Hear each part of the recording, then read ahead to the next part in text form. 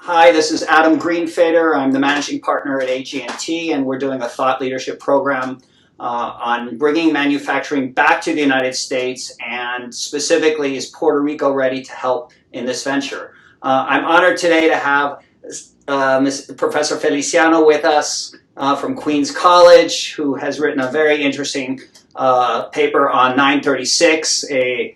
Professor, how are you doing today?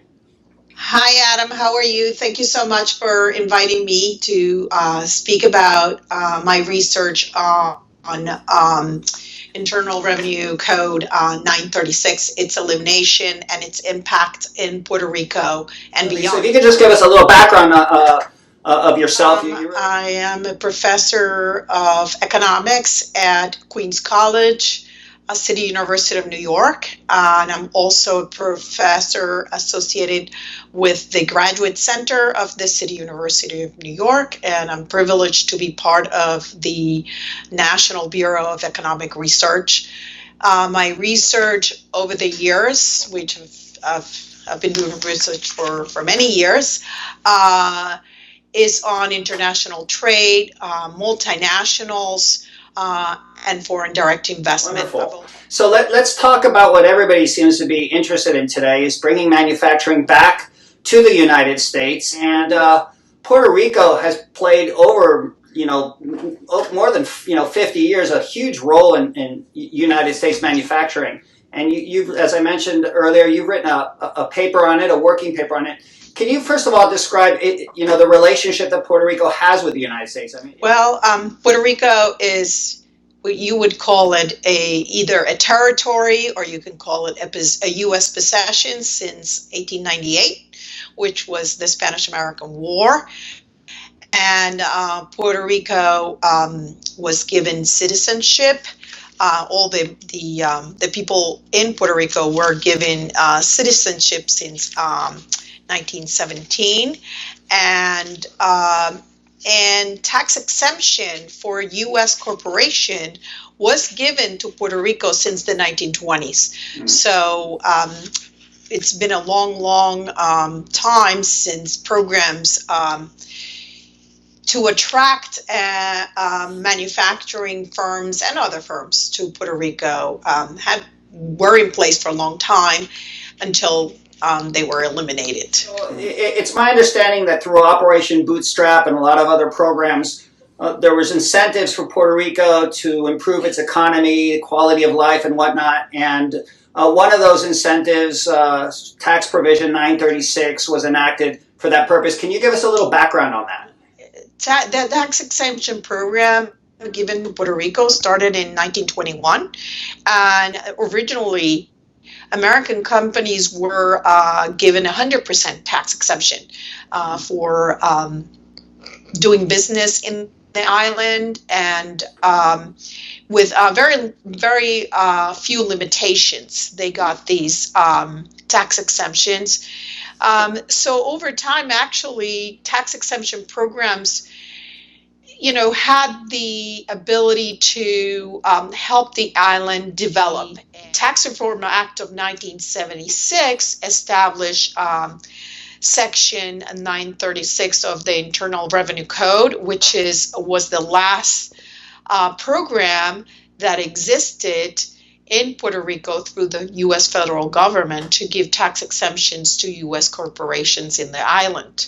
Every single large pharmaceutical firm was in Puerto Rico doing business through Section 936. Abbott was there, Baxter, Bristol Myers, DuPont, Eli Lilly, Johnson & Johnson, just to name a few, were there. Mostly came into Puerto Rico during the 1960s and 70s. Mm-hmm. The number of firms in 1993 that took advantage of 936 were 368 firms. 936 expired, or was let to expire. Can you explain a little bit about why you think that happened? Was not let to expire. Mm-hmm. It was actually It was the Tax Reform Act of, it was the Tax Equity, what was it called? Small Business Job Protection Act of 1996 that eliminated IRS Section 936 for tax years after December 31st, 1995. That's the act that was implemented by Congress. So the idea and the reason why Section 936 was eliminated is the feeling by Congress that the program was abused by the firms, and that if the U.S. Congress would eliminate the program, these firms would come back home to the mainland to, conduct their manufacturing business. And that's where I believe that was the biggest mistake. Research has shown that firms with intangible assets are very sensitive to taxation. They never came back to the U.S. mainland. And so the idea that we're going to force these firms to come back to the mainland was very misguided. And as a matter of fact, so they went abroad to other countries. And instead of at least being in a U.S. possession, where it's a U.S. territory, and we have control of what really happens, as it's shown now with the coronavirus crisis. Now we don't have control of many of the production of drugs, which were all located in, or a lot of them were located in Puerto Rico.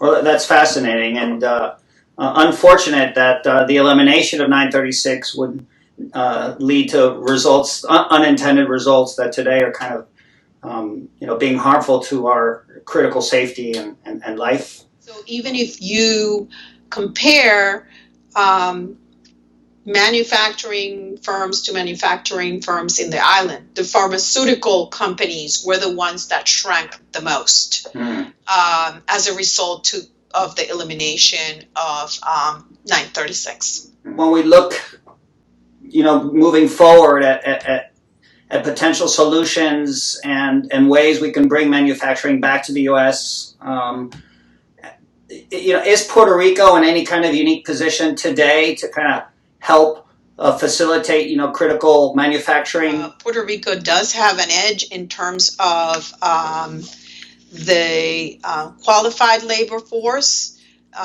which is highly educated, despite what people might think.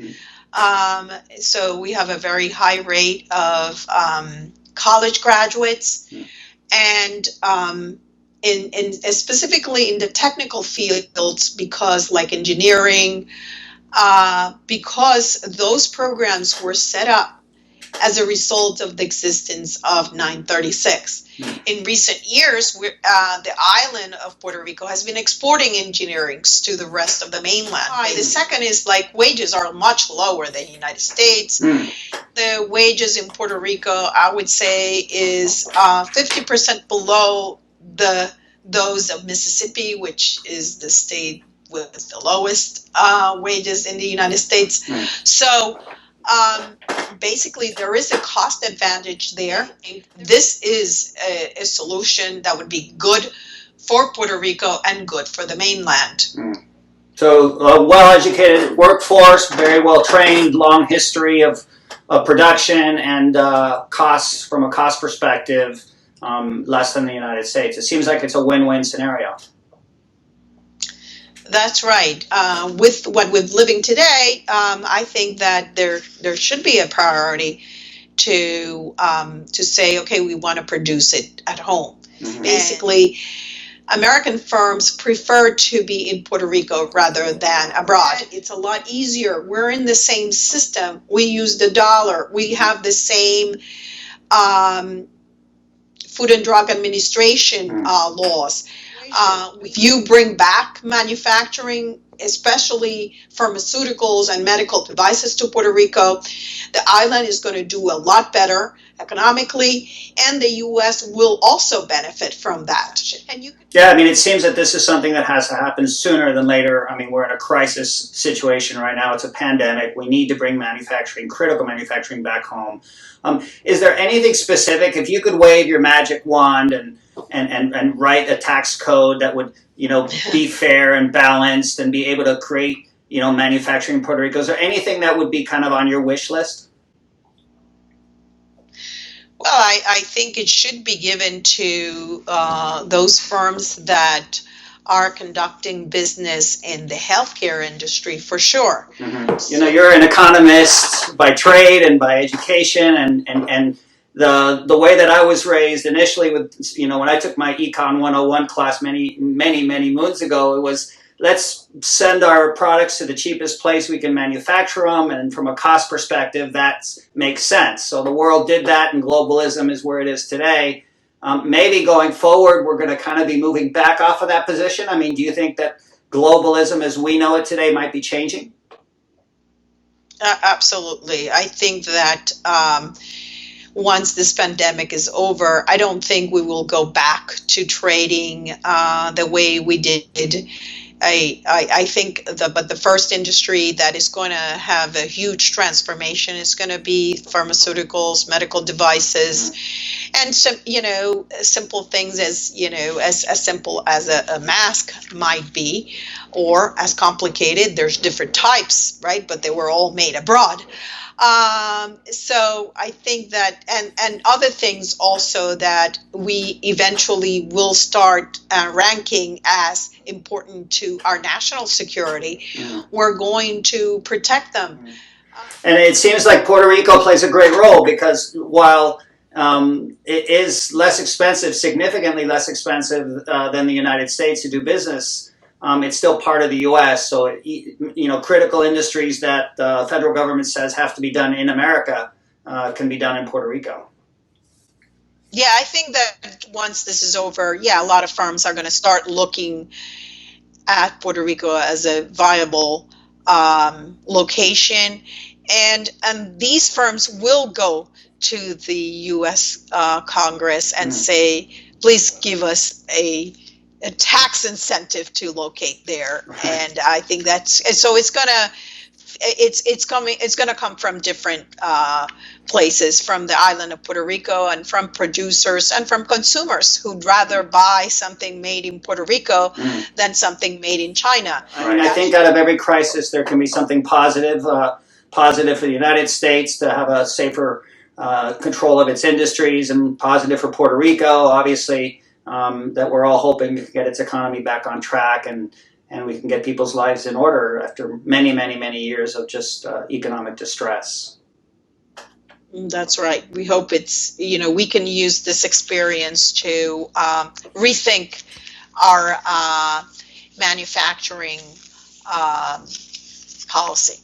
This is obviously really important information, and I appreciate, Zadia, you taking the time to share this with us. And is there anything before we leave that you'd like to say, or any last thoughts? Well, I hope that U.S. Congress takes a look at this important policy change that needs to be taking place right after the coronavirus crisis is over, because the time to act is now. It takes a while for any taxes to tax policies to take place. So let's do it. Let's get this done.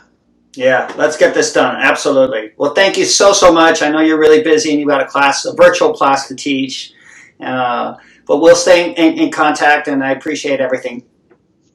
Thank you, Adam. Be safe. Thanks. You Bye-bye. too.